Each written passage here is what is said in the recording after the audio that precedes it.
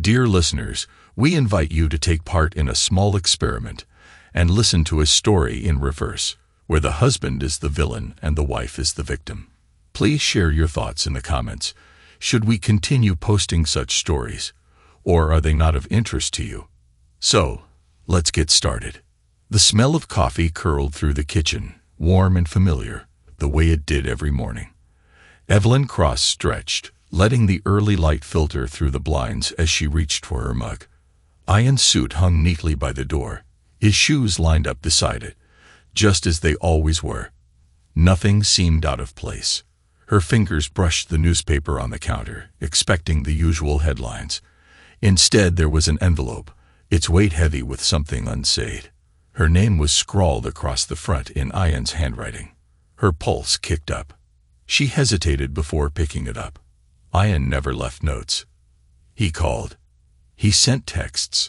He told her things in person with that measured tone that made her feel small, like she was always missing something. The paper crinkled as she opened the envelope. I know what you did. By the time you read this, I'll be gone. I've left instructions. The words felt like a fist to the stomach. She read them again, slower, trying to make sense of what was in front of her. Her chair scraped against the floor as she stood abruptly, eyes darting around the kitchen, looking for something, anything, that would explain what this meant. Her breath came fast, a shallow, panicked rhythm that made her feel like she was suffocating. Gone. Gone where? Instructions. For what? A knock at the door shattered the quiet. The sound was sharp, businesslike.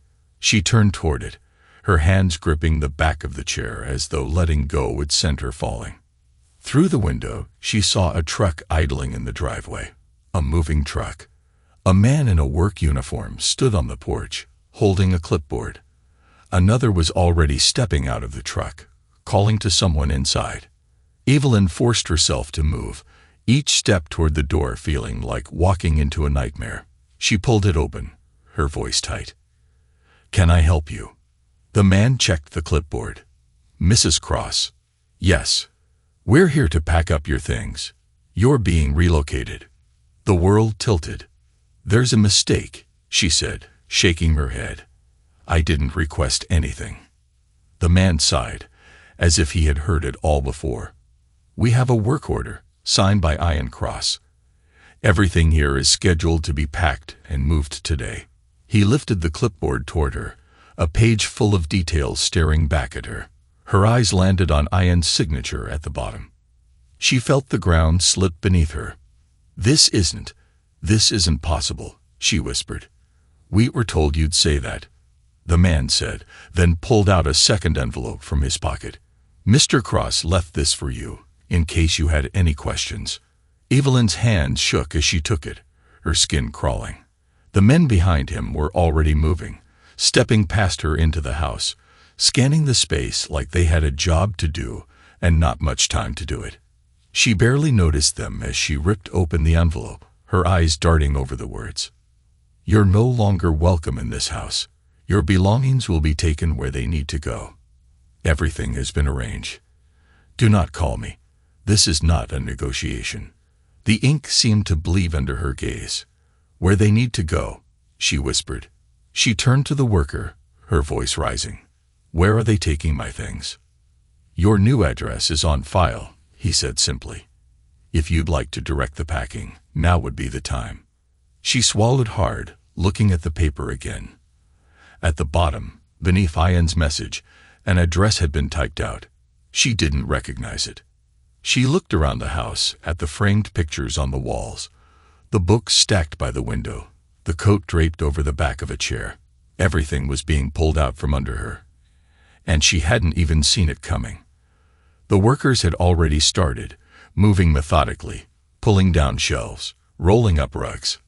Wait, she said, her voice thin. I need a second. They'd barely paused. Evelyn backed up, feeling like a stranger in her own home.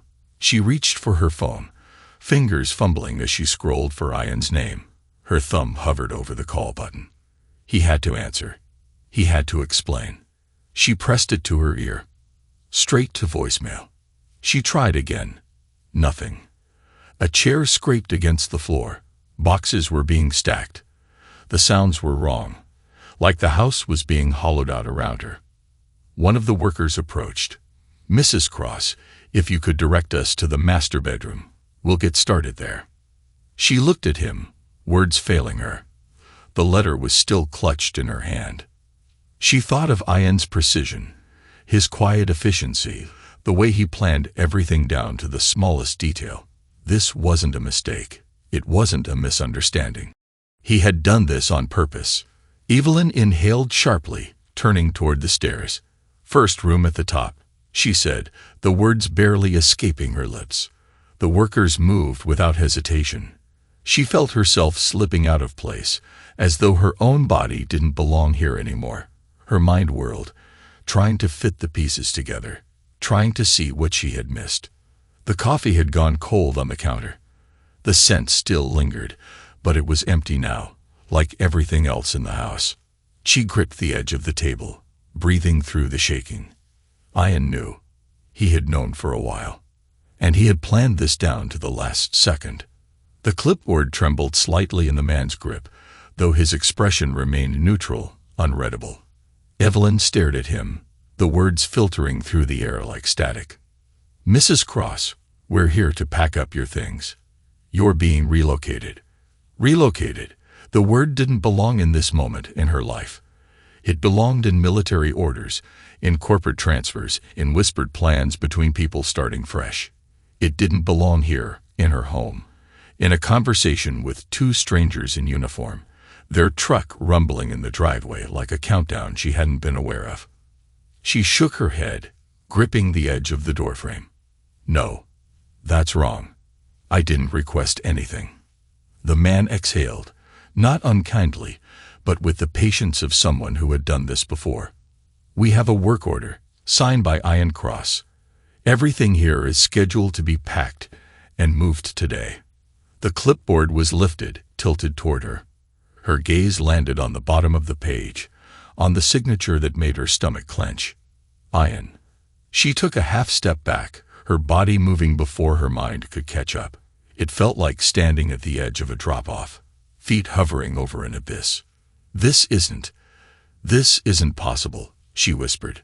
She expected hesitation, a second of doubt, a delay that might allow her to gather her bearings. But there was none.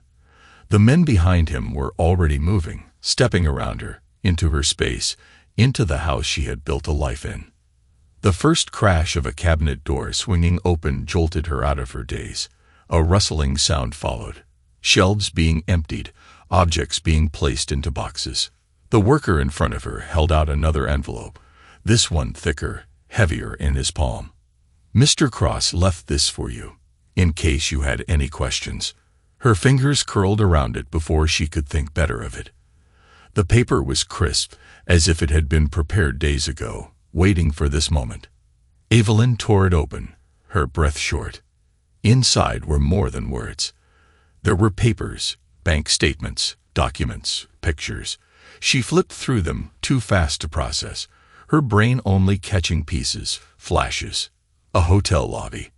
Her face turned slightly toward the camera, unaware of his presence.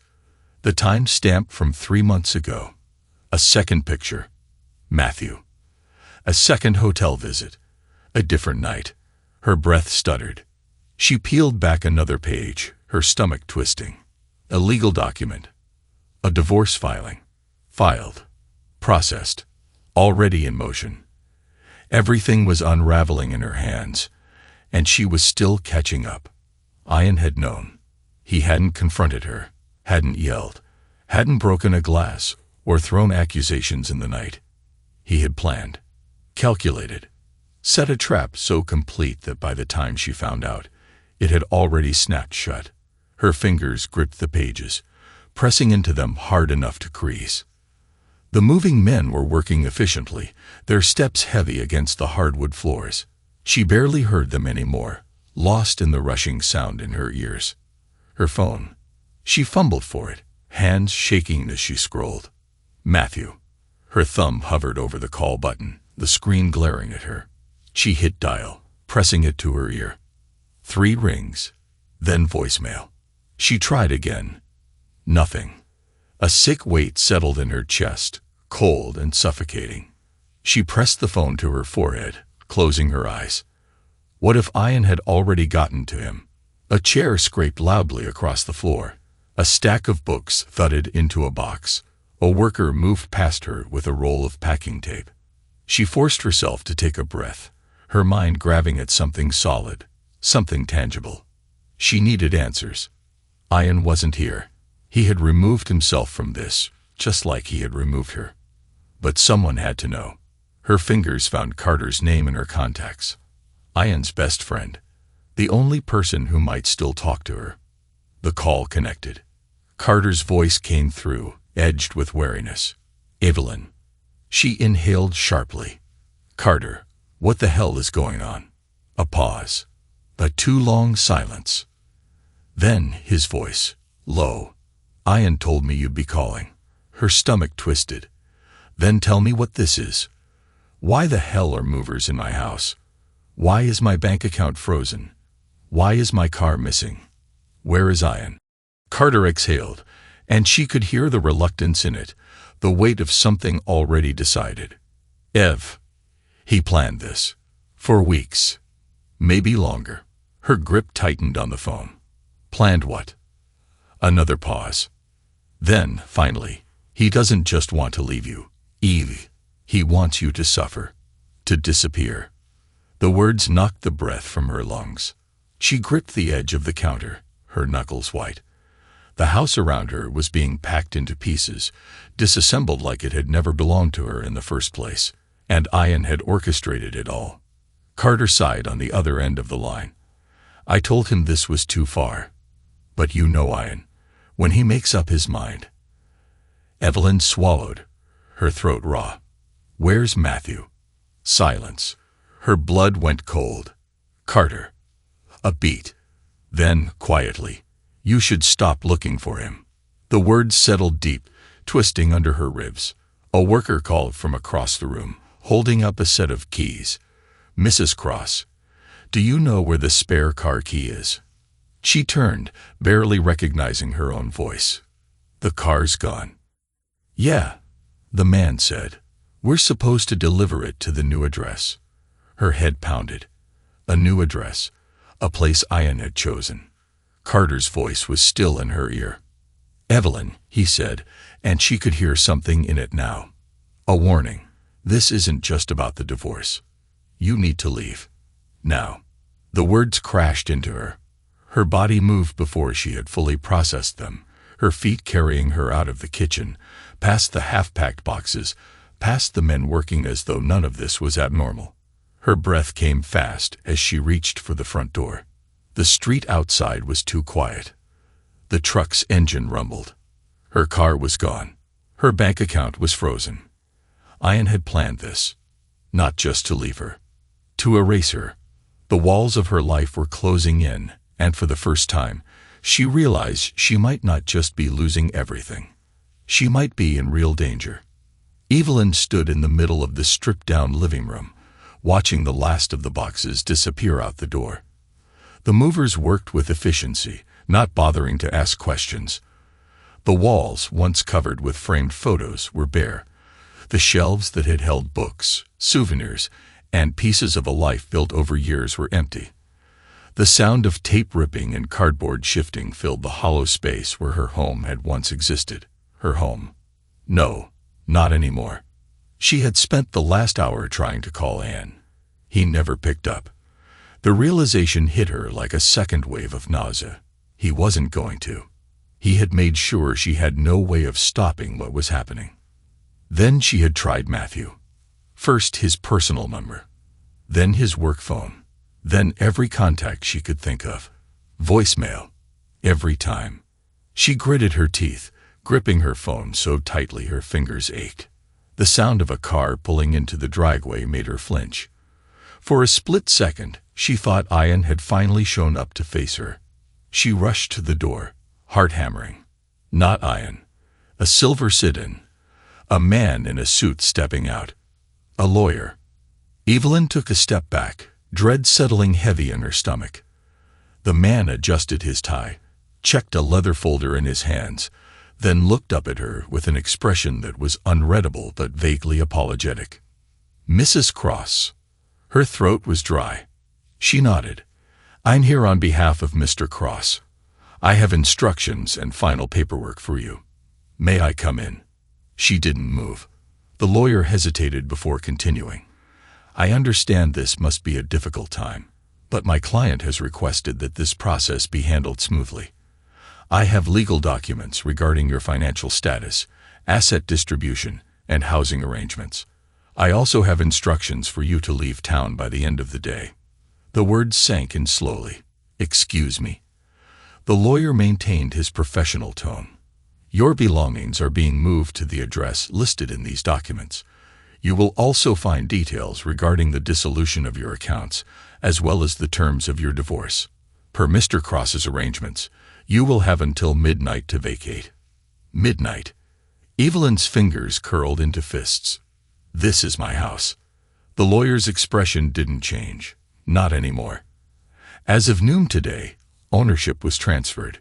You are no longer listed on the property deed. She felt the walls closing in. Ian had covered every angle, every possible escape. The lawyer extended the folder toward her. I strongly advise you to look over these documents and comply. If you resist, I have been instructed to proceed with alternative measures, including the release of certain information to your employer. Evelyn's breath caught. What? He pulled out a single sheet of paper and handed it to her. It was an email, addressed to her company's HR department. Attached to it were the photos from the hotel, the financial transactions between her and Matthew, and a formal complaint. Her body turned cold. Your employer has a strict policy against fraternization that could lead to conflicts of interest, the lawyer said evenly. This information will be sent out if you refuse to leave quietly. A threat? No. A promise. Evelyn's heart pounded against her ribs. If her company received this, her career would be over. Years of work, years of building a reputation, gone in an instant.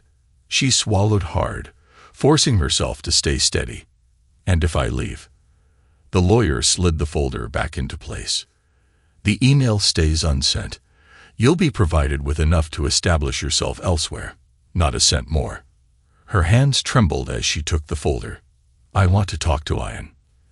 That won't be possible. Her nails dug into the leather cover. Then I want to talk to Matthew. For the first time, something flickered across the lawyer's face. A hesitation. A pause too long to be casual. He is unavailable. Evelyn narrowed her eyes. What does that mean?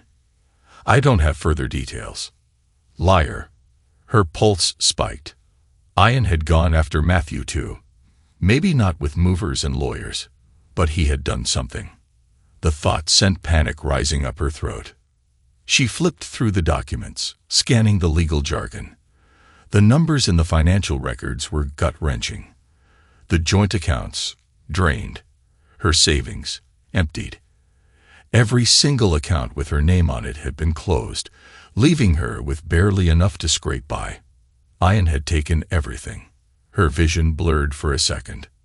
Mrs. Cross, the lawyer said, voice measured, I recommend you pack whatever essentials you need and vacate before the deadline. We will ensure the transition is handled as smoothly as possible, but if you attempt to stay or fight this, the consequences will be immediate. She lifted her head. Did he tell you to say that? The lawyer didn't answer. A long, heavy silence stretched between them. Then, with stiff movements, Evelyn snapped the folder shut and hugged it to her chest. I'll be gone before midnight, she said through gritted teeth. The lawyer nodded once. That would be best. Without another word, he turned and walked back to his car. Evelyn watched the sedan pull away, disappearing down the street, leaving behind only the dull hum of the moving truck and the crushing weight of what had just happened. She had no home, no money, no way to fight back without losing everything else. And Matthew. Her fingers tightened around the folder. She needed to find him. Now. The diner smelled of burnt coffee and fryer grease, the kind of place where people didn't ask questions, just took orders and moved on. Evelyn slid into a cracked vinyl booth in the far corner, facing the door. She kept her hands wrapped around a ceramic mug, not for warmth, but to keep them from shaking. She had called Carter twice before he finally answered. His voice had been tight, wary. But when she insisted she just wanted to talk, he agreed to meet. Now she waited, stomach twisting, head pounding. A bell jingled as the door swung open. Carter stepped in, looking around before spotting her. His face was unreadable, but his movements were cautious, as if he were walking into something he wasn't sure he could get out of. He slid into the booth across from her, resting his forearms on the table. "Ev." His voice was low, edged with something she couldn't quite name. She swallowed hard. "Thanks for coming." He glanced at the coffee between them, then back at her. "I shouldn't be here." Her throat tightened. "You're the only person I can talk to." Carter exhaled, rubbing his jaw. "Ian told me not to get involved." Of course he did. Ian had covered every angle. He had taken everything, erased every trace of her from the life they built, and now he wanted to make sure she had no one left. She leaned forward. "Please, Carter, I just need to know the truth. I need to understand why." His jaw tightened, but he didn't move. For a long moment, he studied her, his dark eyes unreadable. Then he exhaled sharply. "This wasn't a snap decision," he said finally. "Ian planned this for months. He didn't just want to leave, Evie. He wanted to destroy you." A chill swept through her. "I need to find Matthew," she said, voice unsteady. Carter hesitated. She caught the flicker of something in his eyes before he masked it. What happened to him? His fingers tapped against the table, a nervous tick. "Ian didn't just go after you. Matthew got caught in the web too." Her chest tightened. "Where is he?" Carter shook his head. "You need to stop looking for him, Eve." That wasn't an answer. She gripped the edge of the table. "Is he alive?" Carter's gaze flickered to the side before he exhaled. "I don't know." Her stomach twisted. He leaned in, lowering his voice. "Ian didn't just want a divorce. He wanted to erase you. Make you disappear. You weren't supposed to have a chance to fight back." She swallowed against the rising nausea. "He took your money, your house, your job. You think he wouldn't take out the other person in the equation?" She shook her head. "No, this doesn't make sense. Ian isn't." Carter scoffed. "You don't know who Ian is anymore." The words felt like a slap. Carter ran a hand through his hair. "Look, I don't know exactly what he did, but I know Matthew got hit hard. He lost his job. His bank accounts were frozen. He went dark." Her pulse pounded. "He wouldn't just leave. Not without telling me." Carter's eyes hardened. Maybe he didn't have a choice. The reality of it settled over her like a weight. Ian had wiped out everything, not just for her, but for Matthew too. And if Carter was right, if Ian had truly planned this down to the last detail, then Matthew wasn't just missing. He was being kept away. She sat back, her pulse hammering. "You don't get it, do you?" Carter's voice was quiet but sharp. "This wasn't revenge. This wasn't just about the affair. Ian wants you to disappear, Evie. He doesn't want you to land on your feet. He wants you gone." The words echoed in her head. She forced herself to breathe. "What do I do?" Carter hesitated. "You leave town. You take what's left, and you run before Ian finishes what he started." Her stomach turned. She couldn't run. Not yet. She needed to find Matthew. She needed to know the truth. But Carter was already pushing away from the table. "This is the last time we talk," he said. "If Ian finds out I met with you." He let the words hang. They both knew what it meant. She swallowed hard. "Carter, please." But he was already walking away. She sat there, staring at the swirling dregs of her coffee, feeling the weight of everything pressing down on her. Ian had set a trap. But he had underestimated one thing. She wasn't done fighting. Evelyn sat in her car, engine running, gripping the steering wheel so tightly her knuckles turned white. The parking garage was mostly empty, save for a few scattered vehicles coated in dust. The silence pressed in around her, amplifying the hum of the idling engine. She had spent the last 2 days chasing leads. None of them led anywhere. Matthew's apartment was empty, his phone disconnected, his usual haunts barren. His colleagues claimed they hadn't seen him in days, and his email bounced back with an automated out-of-office reply. Ian had made sure Matthew vanished, but he had left a trail. She reached over and grabbed the folder on the passenger seat. Inside were bank statements, transactions, a web of numbers and names that pointed to something bigger than a divorce. At first, she thought Ian had only wanted to punish her, to strip her of everything and leave her with nothing. But the offshore accounts, the hidden assets, the rapid financial movements, this was more than personal. This was calculated. She had spent the better part of the night digging. Ian had been moving money long before he found out about her and Matthew. Large withdrawals from their joint accounts, deposits into shadow corporations she had never heard of. And then, tucked between legal jargon and wire transfers, she found the link to Matthew. A $250,000 transaction, sent to a private investment firm under Matthew's name. She didn't believe in coincidences anymore. Her foot hovered over the gas pedal. She should leave. Get as far away as possible before Ian tightened the noose. But she couldn't. Not yet. Not until she knew the truth. She grabbed her phone and dialed the number she had found listed under the firm's registered address. It rang twice before a mechanical voice answered. Westgate Financial. Please state your inquiry. She forced her voice steady. I need to confirm an account transaction under the name Matthew Warren. A pause. Then a click. 1 moment. A minute stretched into 2. Evelyn's pulse quickened. Then a new voice came on the line, deeper, more cautious. Who is this? She swallowed hard. I'm trying to reach Matthew. I was told he had business with your firm. Another pause. Matthew is no longer associated with us, the voice said. If you have concerns, I suggest you speak to your attorney. She leaned forward. I just need to know where he is. The line went dead. Her stomach churned. She was right. Ian hadn't just ruined Matthew. He had made him disappear. She sat there for a long moment, gripping her phone, staring at the dark screen. If Matthew was involved in whatever Ian had been hiding, then he was either running or buried. And she had no idea which. She exhaled, trying to steady her hands. Then she reached for the second address in her folder. The one that didn't belong to a corporation. The one that belonged to Ian. A villa.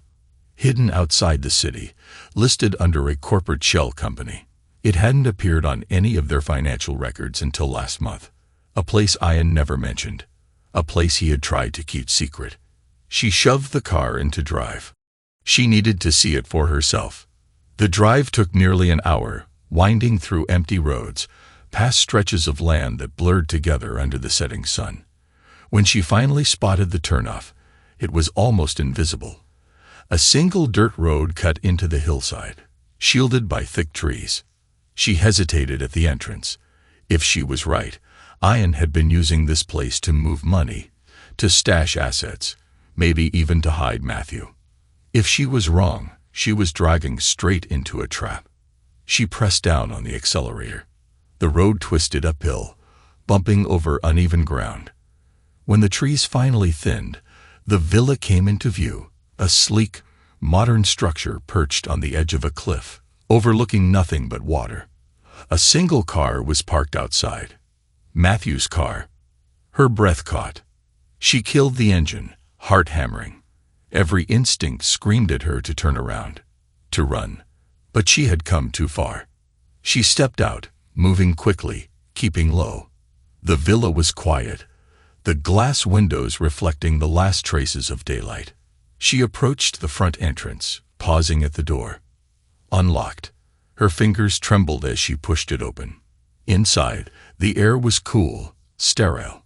Polished floors, minimalist furniture. It didn't feel lived in.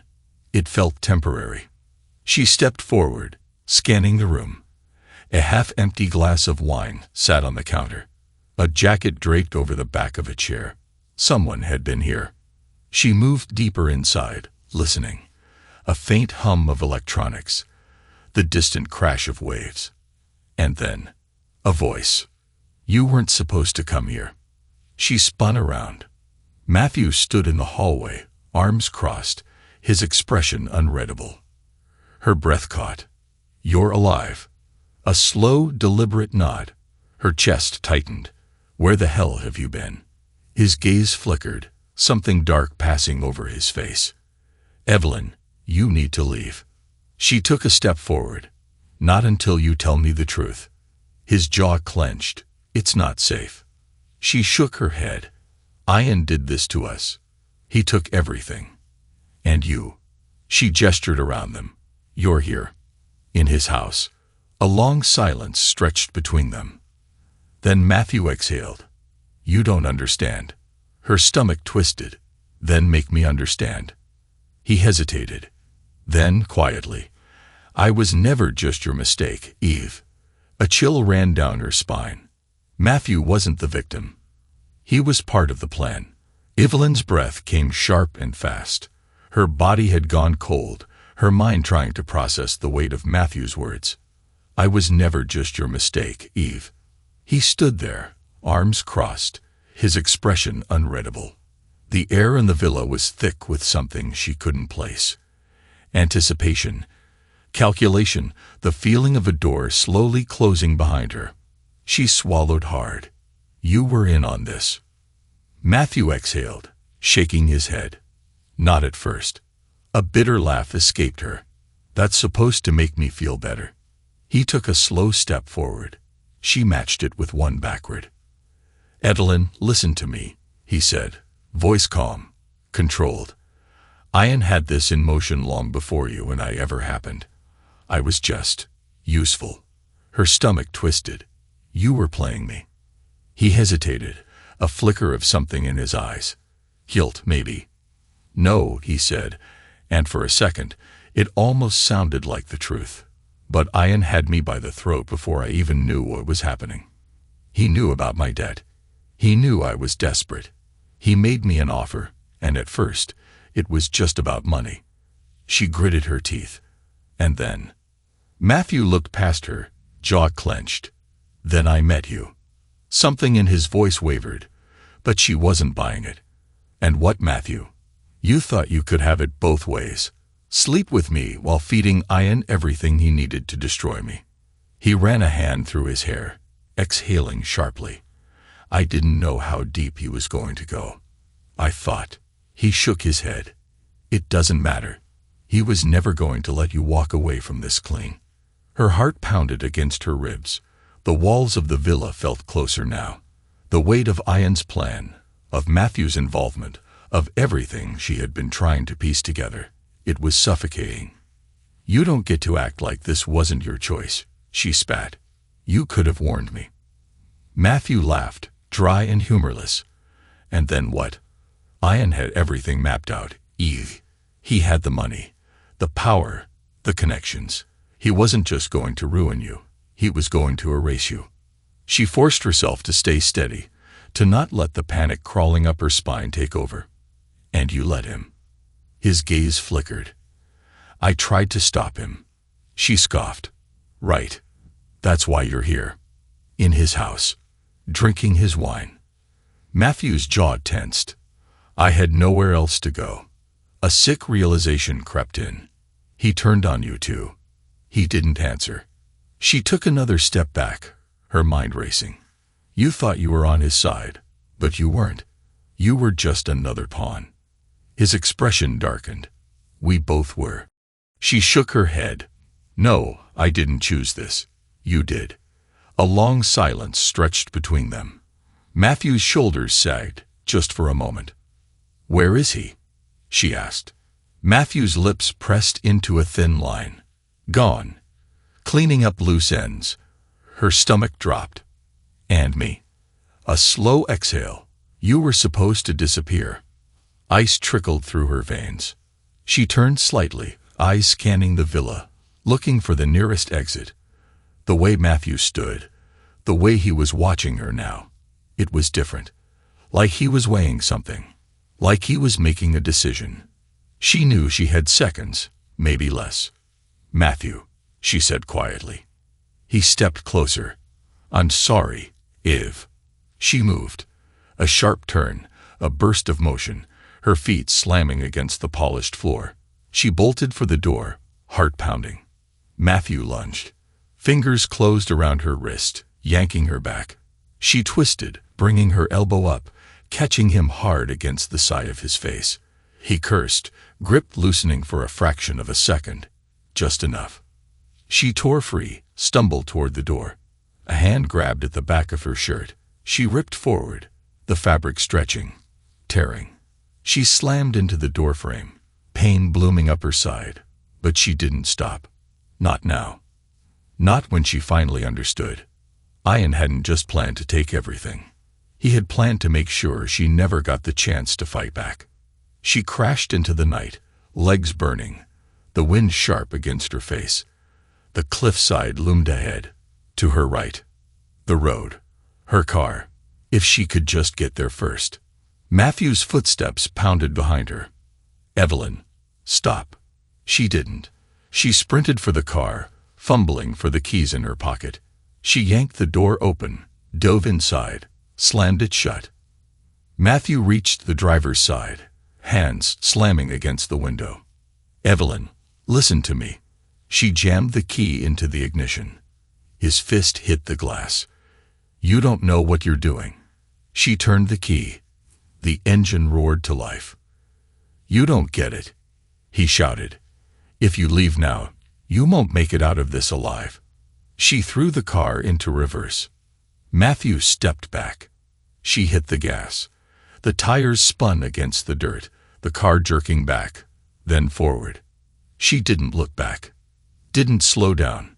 Not until the villa was nothing but a dark shape in the distance, swallowed by the night. Not until she realized she was driving toward something bigger than revenge. She was driving toward survival.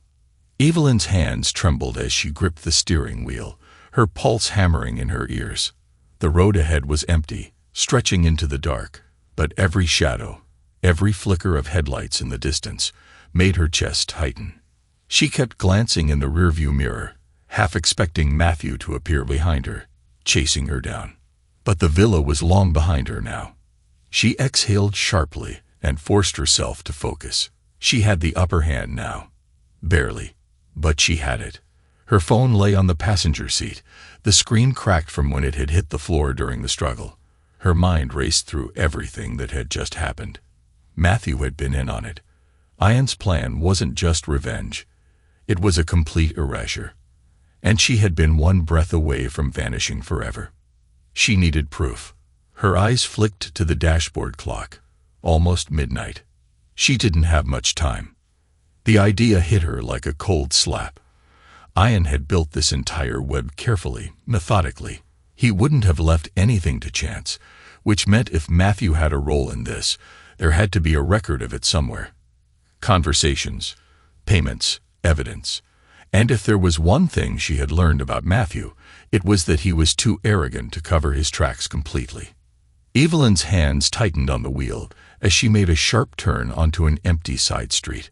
A few more blocks, and she reached the place she was looking for, Matthew's office building.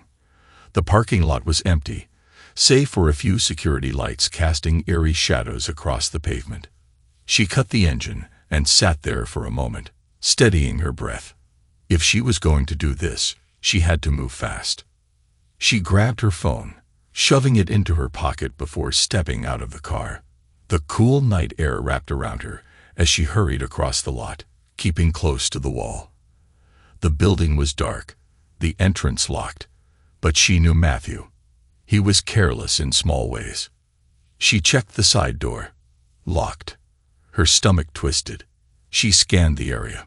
Security cameras in the far corner, but no movement inside. The building wasn't high security. Matthew had never needed it. She hesitated, then reached into her pocket, pulling out the keycard she had swiped from Matthew's car back at the villa. She pressed it against the reader. A beep. A green light. The lock clicked open. Her pulse pounded as she slipped inside, closing the door behind her as quietly as possible. The air smelled of stale coffee and paper, the scent of long hours and late nights. The hall was empty, the sound of her own breathing too loud in the silence. She knew exactly where to go. Matthew's office was on the 3rd floor. She moved quickly, her shoes barely making a sound against the carpet. Every step sent another wave of adrenaline through her, but she pushed it down. She had to be smart about this.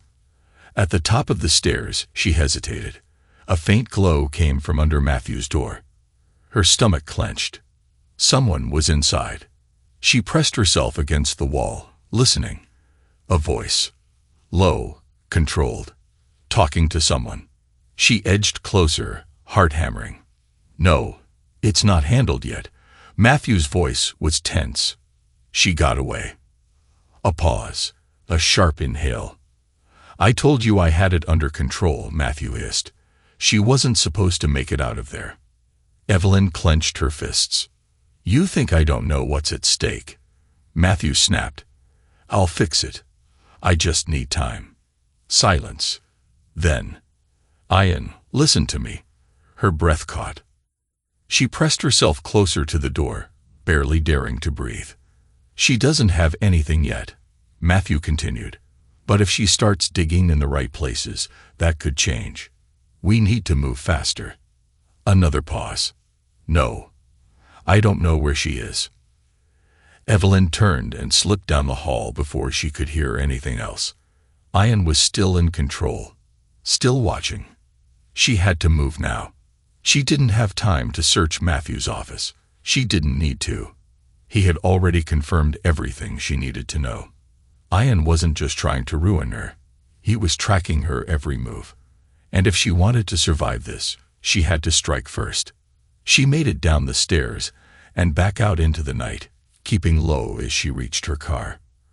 Her hands were shaking as she unlocked the door, slid inside, and turned the key. The engine rumbled to life. She pulled away from the building, breathing hard. She had what she needed. Now she just had to use it. Evelyn parked in a dimly lit alley, her hands still trembling from the adrenaline crash. The city hummed around her, distant traffic, a siren wailing somewhere in the night. She gripped the steering wheel, inhaling sharply, forcing herself to focus. She had made it out of the villa. She had escaped Matthew. But escape wasn't enough. Not yet. She pulled her phone from her pocket, the cracked screen flickering to life. The voice recording app was still open, still running. She pressed play, listening to Matthew's voice, tight with frustration, with fear. She wasn't supposed to make it out of there. If she starts digging in the right places, that could change. Ian, listen to me. Her stomach clenched. It was enough. Enough to prove Ian and Matthew had been working together. Enough to show Ian hadn't just taken everything from her. He had tried to erase her. But proof wasn't power. Not yet. She needed help. Her thumb hovered over Carter's number. He had warned her to run. He had made it clear this wasn't her fight. But Carter wasn't innocent in this. He had known what Ian was doing, maybe not all of it, but enough. And she needed an ally. She hit call. 1 ring. 2. Then. A groggy voice. Evelyn. She exhaled in relief. Carter. I need you. Silence. She could almost hear him deciding, weighing his loyalty, his self-preservation against whatever shred of guilt still existed. Then, a resigned sigh. Where are you? The cafe Carter chose was one of those 24-hour places that smelled like burnt coffee and desperation. Evelyn sat in a booth at the back, put up, hands wrapped around a paper cup she wasn't drinking from. Carter slid in across from her, looking tired, like a man who had spent too many nights wrestling with his conscience. You look like hell, he muttered. Thanks, she said flatly. His eyes flicked over her, checking for bruises, for anything out of place. Did he hurt you? Not for lack of trying. Carter sat back, exhaling. Tell me. She pulled out her phone and hit play. Matthew's voice spilled into the space between them, low and tense. Carter listened, his expression tightening with every word. When the recording ended, he scrubbed a hand over his face. Jesus Christ. You knew he wanted to ruin me, Evelyn said. Did you know he wanted to kill me? Carter's jaw tensed. Not like this. She swallowed down the anger, the betrayal. Well, now you do. And I need your help. He shook his head. Ev. Ian is still in control, she cut in. Matthew made that clear. He has the money, the influence. He'll spin this however he wants. I can't just expose him. I need to take him down. Carter let out a slow breath. You have no idea what you're up against. I don't care. He studied her, something shifting in his eyes. You really aren't the woman I remember. No, she agreed. I'm not. A beat. Then Carter reached into his pocket and slid a USB drive across the table. This is everything I have on Ian. Bank transfers, shell companies, offshore accounts. Nothing solid enough to get him arrested, but enough to get the right people interested. Evelyn picked it up, her pulse quickening. Why do you have this? Because I've been watching him too, Carter admitted. Ian's not just screwing over his wife. He's been bleeding his own company dry. Stealing from investors, laundering money. He's careful, but not perfect. She gripped the drive. Then we make him pay for it. Carter exhaled. You really think you can win? She met his eyes. I don't have a choice. The plan came together in the hours before dawn. Evelyn worked in the back of Carter's car, laptop open, fingers flying over the keys.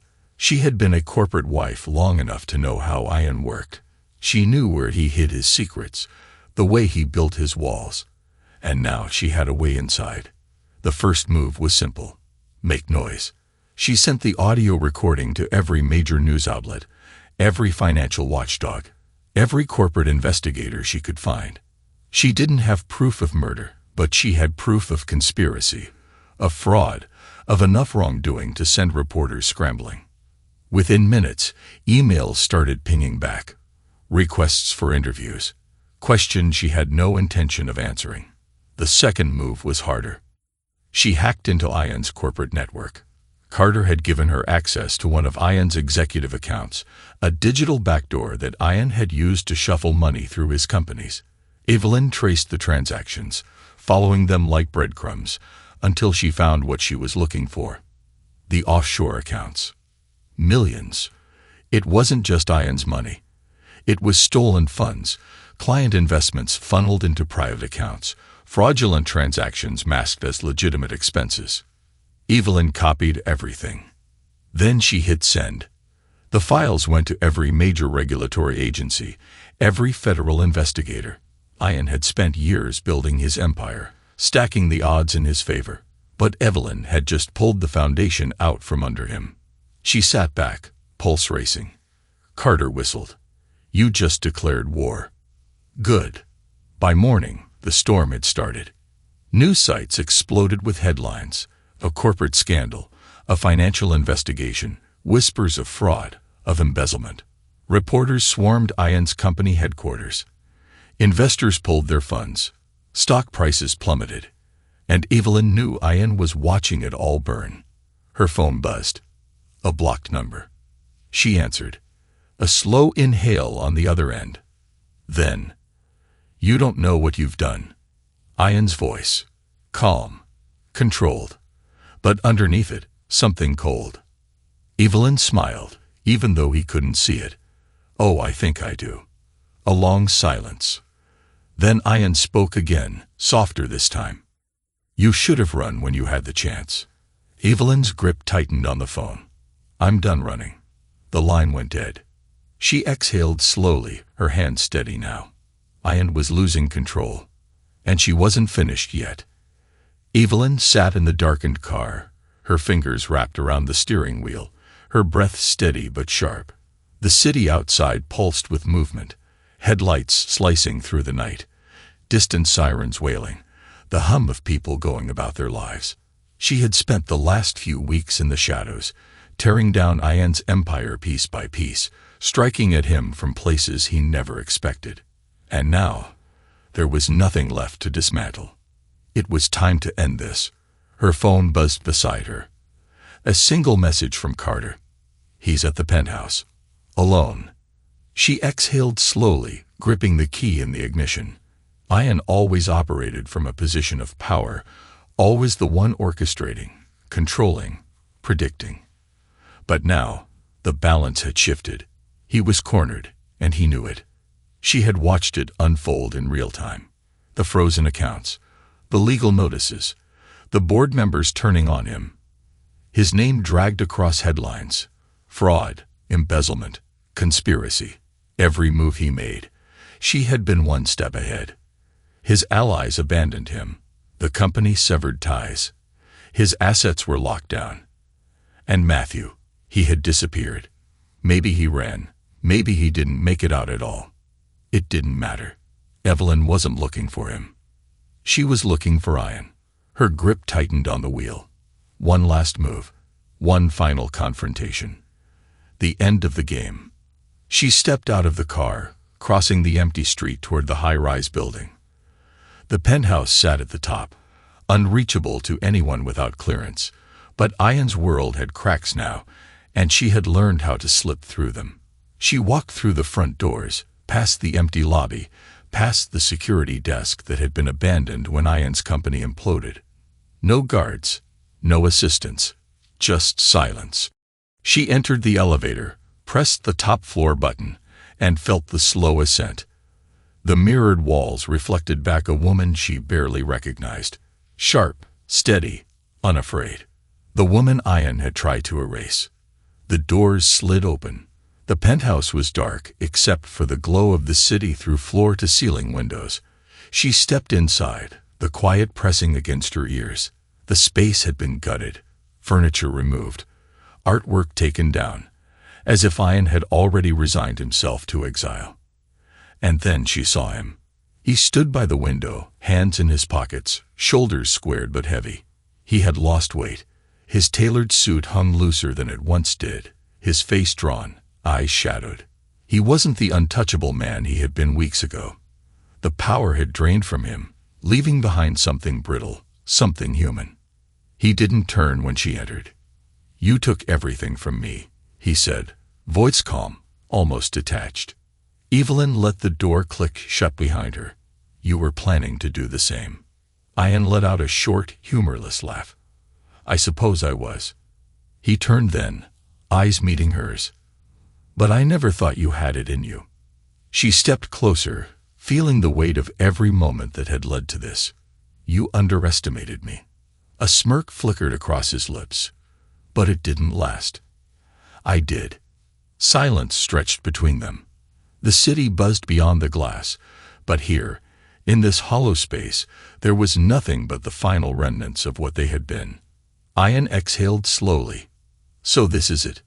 You came to watch me burn." "No." Her voice was steady. "I came to finish it." A flicker of something in his gaze. Wariness. Resignation. But not fear. Ian had never been afraid. Not of her. Not of consequences. He had always believed himself untouchable. Until now. "The authorities will be here soon," she said. "They have everything they need. The financial records. The offshore accounts. The investors you stole from. You're done, Ian." His jaw tensed. "You really think prison will break me?" "I don't care if it does." She stepped closer, closing the distance between them. "This wasn't about revenge. It was about making sure you never do this to anyone else." He studied her, the weight of her words sinking in. For the first time, something in his expression cracked. Not fear, but something close. A realization. "You think you've won," he murmured. "I know I have." A long silence. Then, Ian nodded once, almost as if in acceptance. He turned back to the window, his hands still in his pockets. "They'll come for me soon." "Yes." Another beat of silence. Then, so softly, she almost didn't hear it. "Was it worth it?" Evelyn's throat tightened. She thought of everything she had lost, everything she had been forced to become, the pieces of her that had been stripped away, not just by Ian, but by the fight itself. She exhaled. Yes. Ian didn't argue, didn't challenge her. He just nodded again, slow, thoughtful. The sound of sirens cut through the night, distant but growing closer. Evelyn turned toward the door. She had no more words for him, no more energy to waste on a man who had already lost. She stepped out of the penthouse, leaving Ian behind. By the time she reached the street, the red and blue lights flashed against the glass above. She watched as the cars pulled up, as the officers moved inside. And then she turned and walked away, not looking back, not once. Epilogue. The ocean stretched endlessly before her, a vast, shifting expanse of blue and gold under the late afternoon sun. Waves rolled in gentle, rhythmic whispers, licking at the shore and retreating just as quickly. Evelyn Cross sat on a weathered wooden chair outside a small, nameless cafe, the scent of salt and citrus hanging thick in the warm air. A new name, a new life. She wrapped her fingers around a glass of something cold, condensation pooling against her skin. She took a slow sip, feeling the tang of lime cut through the warmth of the afternoon. The world here moved differently, slower, softer. No one watched her. No one whispered her name in hushed voices, eyes darting toward news headlines.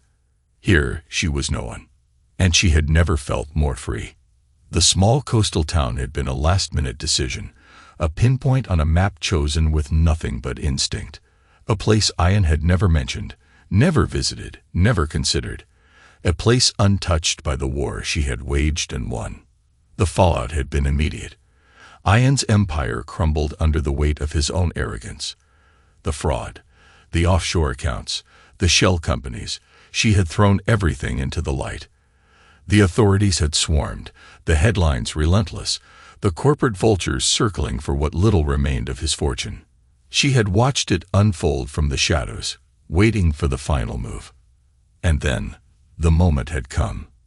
Ian Cross, once the untouchable king, led away in handcuffs, his face a mask of quiet fury. No last words, no final threats, just silence. She had turned and walked away, disappearing before the dust could settle, before anyone could ask her what came next. Because she had no answer. Not then. But now she was learning.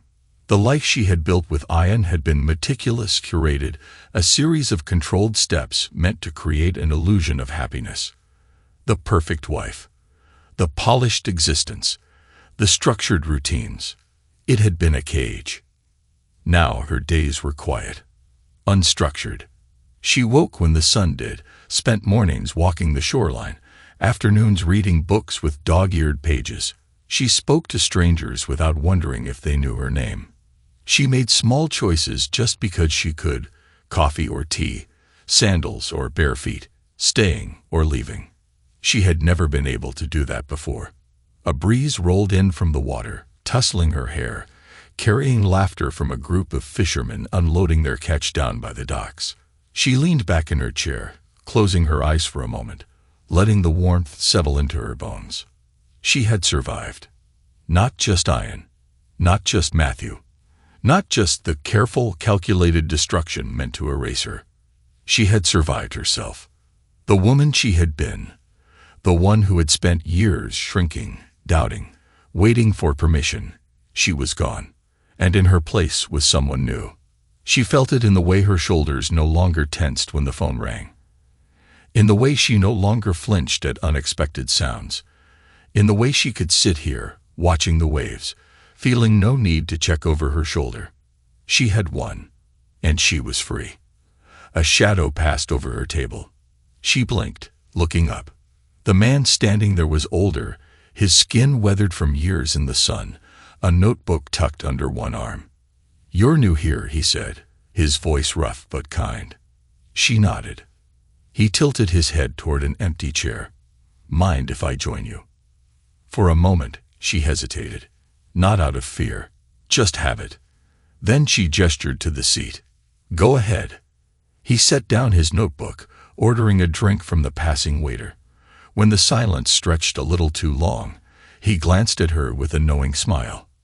"Most people who come here are running from something," he said, "or toward something." She let the words hang between them, the weight of their truth settling gently. "Which are you?" he asked. She thought about it. The Evelyn who had arrived here weeks ago, cautious and hollow, might have said running. But now, she exhaled, feeling the last remnants of her old life fall away like sand slipping through her fingers. "I think," she said slowly, "I'm just here." The man nodded, as if he understood. And for the first time in a long time, she did too. Thanks to everyone who took the time to listen to today's stories. If you enjoyed it, please consider liking and subscribing if you haven't already. Feel free to share your thoughts on the events in the comments below. Take care.